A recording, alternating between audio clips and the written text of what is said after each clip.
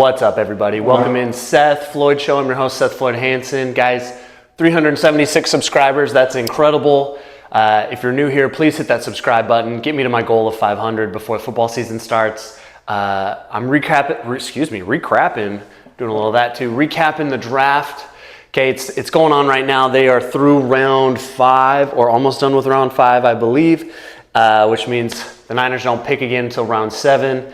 But I just wanted to recap my thoughts on the first 5 picks or so. Okay, they've made more than that, but I was just going to focus on the first half of the draft, and then I'll get to the second half tomorrow maybe, or whatever, after I have time to look into it a little more. But man, it's been, I think, one of the better drafts.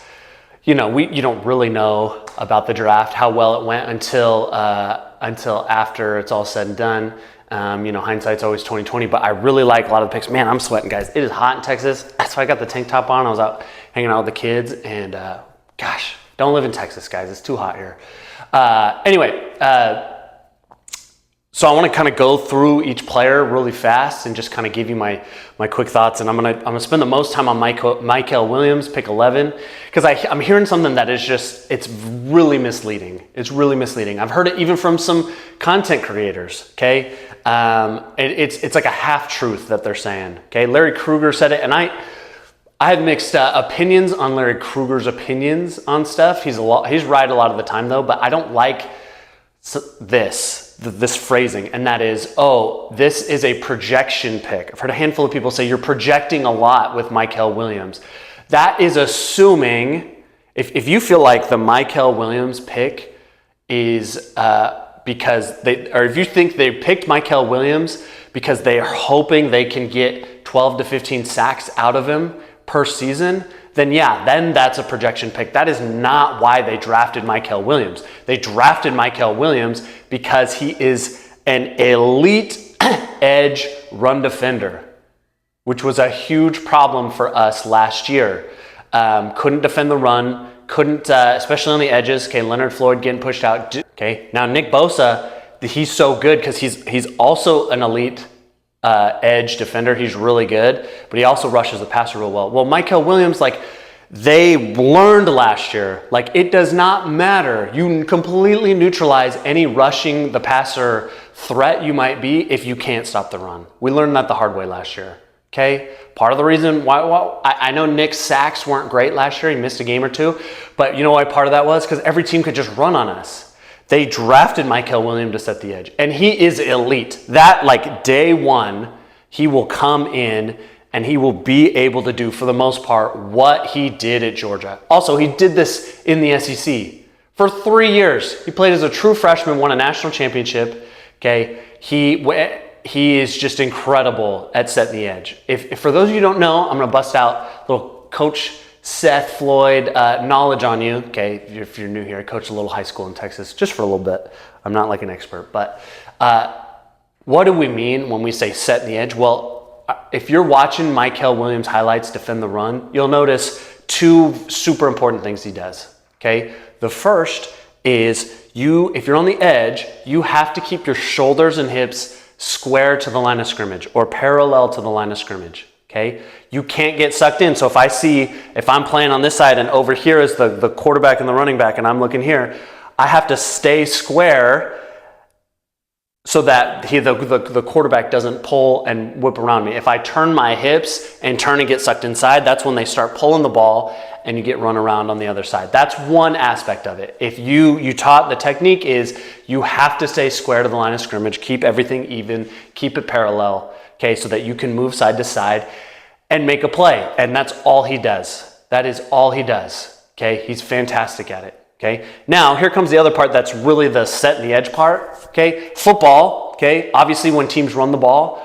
there's a lot of zone scheme, but there's also pulling gap power schemes. Okay, and when that is you see, so if I'm playing the edge, Michael Williams is playing the edge, they're going to have tackle down, guard down, so he's going to squeeze, and then they're bringing a pulling guard to come kick him out. They're trying to make a hole. They're trying to hit Michael Williams and get him out of there so they can create a lane for the running back to go. Well, once Michael Williams does this, he's fantastic because he's a huge mountain of a man, is when that guard comes on, he doesn't avoid the guard, Okay, he doesn't try to Olay him and let a lane open up. Your technique, the best in the world, what they do is they stick their shoulder, they stick their foot in the ground, they take the hit and stonewall that guard or that tackle or that tight end who's pulling, and they plug up the hole right there. They're pulling right there because they're trying to create a hole. For those of you who've never really like broke down film or looked at it or no, that's what they're doing. So the way you defend it is you have to have somebody who will strong arm you. They'll hit without turning their hips, without turning their shoulders. Because if I do this, that running back can bounce outside. I have to hit, keep my base wide. Okay, and then if you plug up that hole and that running back tries to go outside me on my outside shoulder, now I'm square, I have long arms, and I can change directions, go make it. He is fantastic at that. Josh, hopefully you throw up some highlights of that, just so if you didn't, that's fine. But you guys are laughing at me right now. That is how it's taught, and he is textbook at it. So sure, maybe the 49ers think like, great, like maybe he will become a better passer. In fact, a pass rusher. In fact, I think he will because he's not our number one pass rusher. All the attention is still on Nick Bosa. And he's going to learn from Nick Bosa. But the chips and the double teams are going to come Nick Bosa's way. They're not going to come his way most of the time, which means he is going to have a lot of one-on-one situations, and he's going to learn from Nick. But I'm telling you, if he just is the elite run defender in the NFL that he was at Georgia, and he gives you 4 to 6 sacks a season, you will be happy with this pick because he is going to be a force at stopping the run. I promise you. So don't get sucked into this. People are like, man, that's a projection pick. The stats weren't there. No, watch him play the run. And it's there. He does it. He's successful at it. Just because he plays the run well doesn't mean he makes every tackle. What he's doing is he's plugging up these holes, not letting them create holes. And even if he doesn't make the tackle, he's helping out his teammates who can make a tackle. And that doesn't show up on the stat sheet. Watch the film. There's a reason Robert Saleh loved him. There's a reason John Lynch wanted to trade up for him, because he is going to be lights out at that position. Okay, as long as he defends the run, whatever he brings in the pass, deep rush in the passer will be just the icing on top. Okay, I promise you. The second pick, I loved. Let's talk about Alfred Collins. Okay, second round pick. D tackle out of Texas. Dude is 6'6", 330. Okay, Michael Williams is 6'6". Oh, he's not. Was he 260? So more athletic because he's on the edge. Alfred Collins is your prototype 3-tech. He probably could play some nose too. Like plug up the hole. He probably played a lot of nose. I haven't like broken down his film. Like he plays on the interior. So don't get mad at me if he's a 1 or a 3. Like I don't know where they had him mostly, but. It looks like he's played in the 3 a lot in the stuff I have seen. The point is he is also an incredible run defender. Do you guys see what the theme is here? They are determined to stop the run. Because in 2019, with that fantastic defense, when they went to the Super Bowl, okay, you had D Ford, Nick Bosa, you had DeForest Buckner, and you had Eric Armstead, and nobody could run on you. And that, if you can stop the run, guys, I know that like this is a passing league, but if you can stop the run on early downs and get 3rd and longs, you're gonna be in good shape. And the 49ers were bottom 5 in the league last year. So what does Alfred Collins do so well? Well, when you play interior line, I'm gonna give another Coach Hansen little moment, okay? Coach Seth Floyd. When you are a big guy in the middle, okay, you're playing a 3-tech or a 1-tech, okay, that's like, if you're the 3-tech, you're like over you're like between the guard and the tackle. If you're a 1-tech, you're between the center and the guard. Those guys get double teamed. So who are the best run defenders? Okay, they don't get double teamed necessarily every play, but when you're running the ball, you're running these power schemes or whatever, or zone schemes, you're getting double teamed. Okay, who can fight through and hold their ground on the double team? It's one reason Aaron Donald was so incredible. Okay, Vince Wilfork, incredible. Watch Alfred Collins. He's not going to get after the passer a whole bunch.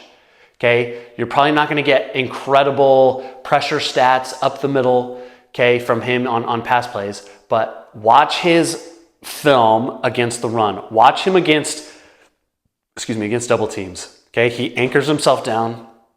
He turns his body. You're supposed to, one of the techniques is you anchor down and you're supposed to kind of turn your body, get skinny, and you open up spots for your linebackers. But if you can take on double teams well, and not get pushed around, what you do is you free up the linebackers. That's why. Okay, because if you're getting pushed around, if you get knocked off the ball like Javon Kinlaw was for us his last year here, what happens is one of those linemen breaks off of you and gets to a linebacker. But if you stonewall them, they are not leaving because they didn't get any movement. That's how it's taught. You're only leaving once you've pushed and kind of cleared a path, and then now you're getting downhill. Okay, so Alfred Collins, behemoth of a man, anchors himself really well. So it's not just that he's huge, it's that he anchors himself well and he has really good technique. Gets low, you see him split double teams all the time by getting skinny, turn into the side. It's how we play the interior, okay? And he does it as good as anyone. So there's a theme here, trying to stop it. I love the Alfred Collins pick. I think people, the reason the Niners draft board is different than a lot of people, because like some people felt like it was a reach for Alfred Collins, okay? Why did they feel like it was a reach for Alfred Collins? Because he doesn't rush the passer super well from the interior. And it's such a pass-happy league, they value that, so he's sliding down the board a little. Well, I think the 49ers just said, screw it. We're just going to be all in on stopping the run. And we're going to value this guy higher on our board because our philosophy is we are going to stop the run. And we're going to value that trait way more right now than we have in the past. So great. If he comes in and he stops the run, then it's a great pick. It's a great pick. Now, I mean, you're going to have to find other ways to get to the passer, but the philosophy is, look, I don't have to have, if I can stop the run and get them in consistent third and long situations, I still have Nick Bosa on the outside, okay? And I have, Robert Saleh had no problem when he was here before getting guys to the passer. Creative blitzes, creative stunts, like on those passing downs, we can manufacture pressure. We also have Nick Bosa, who's one of the best in the game. But we have to get to those passing downs, which passing down meaning it's got to be third down, obviously, but it's got to be third and more than 3. And too many times, oh gosh, I just kicked that. Hopefully it's on this. It's fine. Too many times last season, the worst, except for maybe 2017, their first year here, it was like one of the worst rush defenses we've ever seen in this regime. So I applaud them for taking this route. So Mykel Williams should be a day one starter. Alfred Collins should be a day one starter. You love that with your first 2 picks. First third round pick, Nick Martin. Oh man. So this is the one I think a lot of people freaked out about. I didn't really know much who he was again. I'm not, guys, I'm a full-time, I'm a tax accountant. So tax season is during draft season. So I'm pretty busy. I'm not crunching film, but everything I've learned from him and seen, guys, a lot of people felt like he should have been like a 4th or a 5th round pick. We took him in the 3rd. But why do you think he was valued so low by the rest of the media? Well, let me tell you. It's because he's not the biggest dude in the world. Okay? He's only, the 49ers, I think, said he on his little draft profile that he was 6 foot. I don't think he's 6 foot. I think he's 5'10" or 5'11", okay, 220 pounds. That's why. That's why they value him lower. But you know why they took him in the 3rd round? Because the dude is a freaking baller.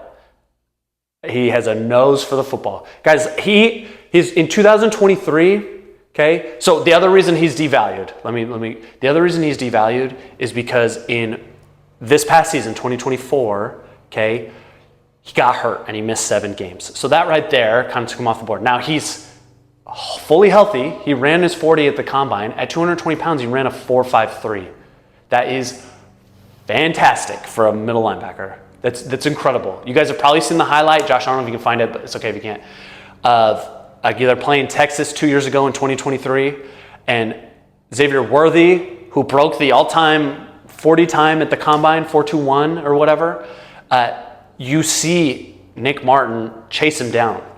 He takes an angle, doesn't give up on the play, and chases him down. The dude has elite speed for his position, okay?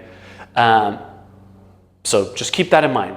So the injury and his size is why people devalued him. But guys, in 2023, this is what I was going to say.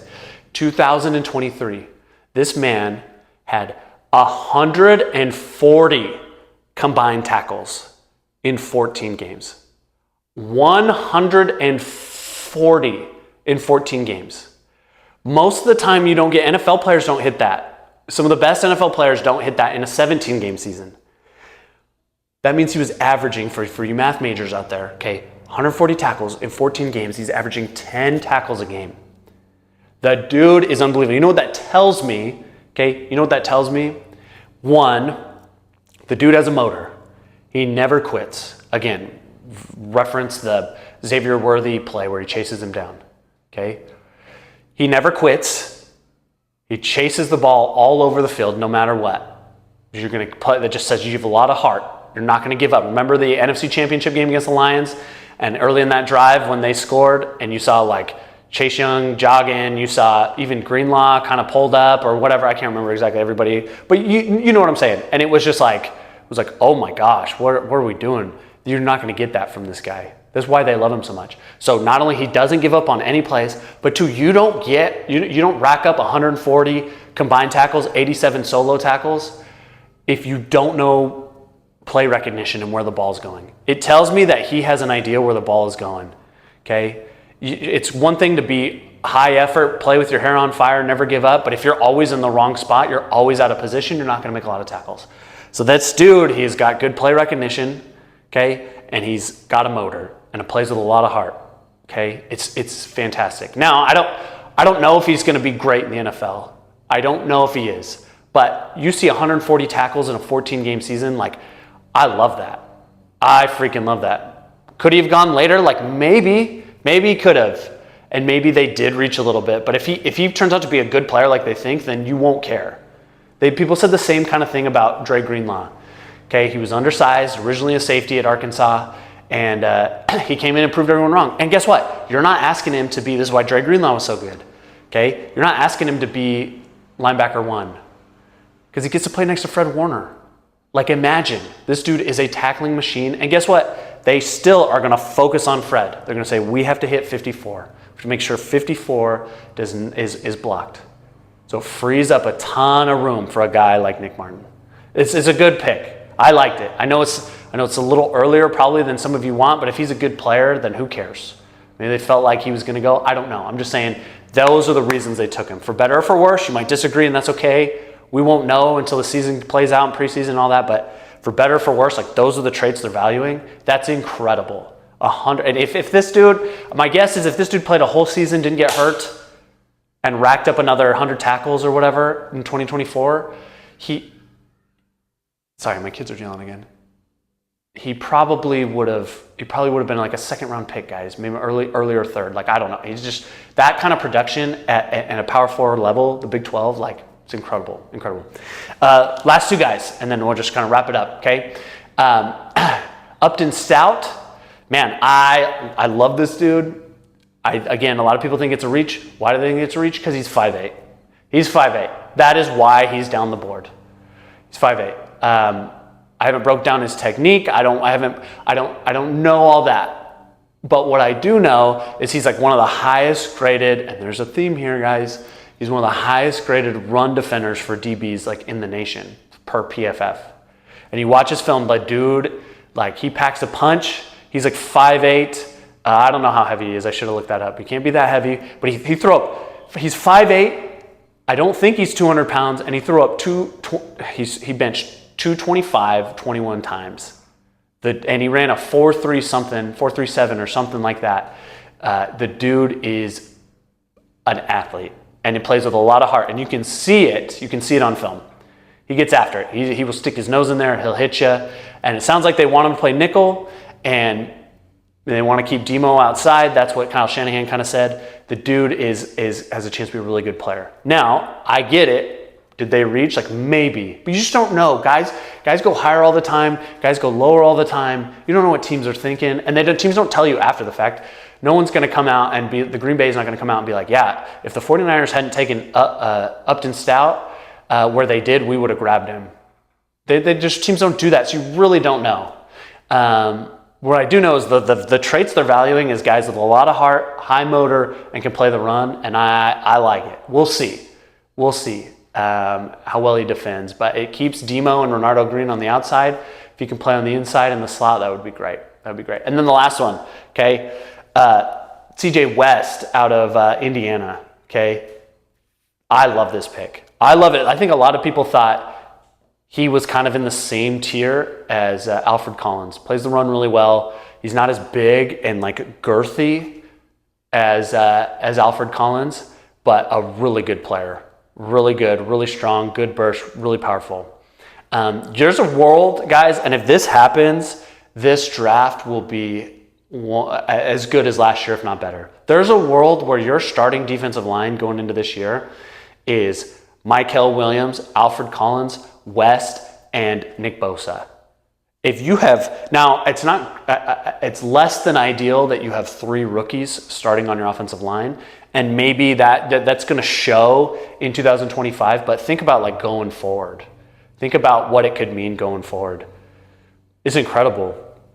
I imagine Nick Martin, he's going to compete with D. Winters at that weak linebacker spot, and I love D. Winters. Like I think he showed a lot of promise. I think one of the worst things that happened to us for a lot of reasons was signing Devondre Campbell last year. Probably stunted some of D. Winters' like development, but I think D. Winters is a real player. If they both are good, like you could be in that same arena of what we had with Fred Greenlaw and Azeez Al-Shaair. So, and I'm sure they want a third guy that they can rely on, whoever that third guy is, whether that's Winters or Martin. But I really like it, man. I'm excited. I'm excited because I feel like they took high floor guys who just they know are going to come in and make immediate impacts. Okay, I'm tired of like too many times this regime has gotten in trouble by taking guys who didn't have as high of a floor. So I love it. My favorite pick is probably the West pick, just because I got him so late. Okay, got him in the 4th round. He was our first 4th round pick, and he could be a day 1 starter, depending on how he develops, how it all goes, how he looks in camp. But I think a lot of people thought he could go higher, and like Mel Kiper, I know we're all dunking on Mel Kiper this week because of Shedeur Sanders. The way it's like crying that Shedeur went so late or whatever. But he did say, well, when the pick happened, he was like, this guy out of Indiana, he is, in my opinion, going to be a very good starter in the NFL.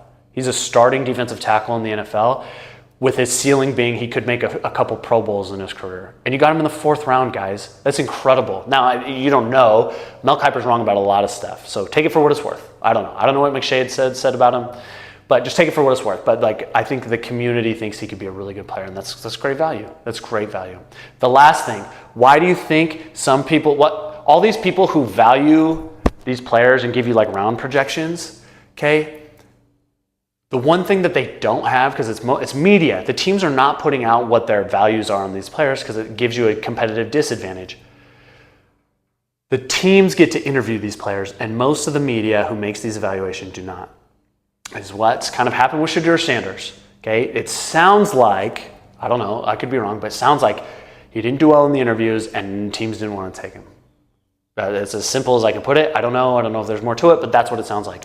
Well, some of these guys like Nick Martin or Upton Stout, like maybe the Niners felt like, people think they reached a little bit, but maybe they interviewed these guys and they just got that sense of like, holy crap, these dudes live, breathe football. And you just like got good energy from them. Like that kind of stuff matters. Why do you think super talented players don't pan out in the NFL sometimes? It's because of that aspect of it. Because they don't have they don't love football, they don't connect with other people very well at that point in the NFL. Because before you get to the NFL, if you're that good of an athlete, you can out-athlete and you can fake it if you're really that good of an athlete. You can out-athlete other people, you can fake it, not work super hard, and still get to the NFL. But the NFL always exposes you. I don't think there's many guys in the NFL, if any, who've ever just faked it through the NFL and not worked hard and were successful. So they're getting this sense of, oh, I love this guy's heart. I love his mentality. He gets along with other dudes. Like he fits in well with the coaching staff. So that probably bumps some of these guys up too. My point is who gives a rip what some of these evaluations are? Okay, you just don't know. None of us know. I could be talking about these guys and maybe all of them, all the 5 I've talked about, maybe they suck and never even really play for us. I don't know. But I'm not going to freak out over some evaluations that like just people don't know. They just don't know. Everyone misses every year. Brock Purdy, last pick of the draft. Even if you don't think he's a top 10 quarterback, he's at least top 15, and he's the last pick of the freaking draft. If you're the last pick of the draft, you're just grateful you ever made a team in one season.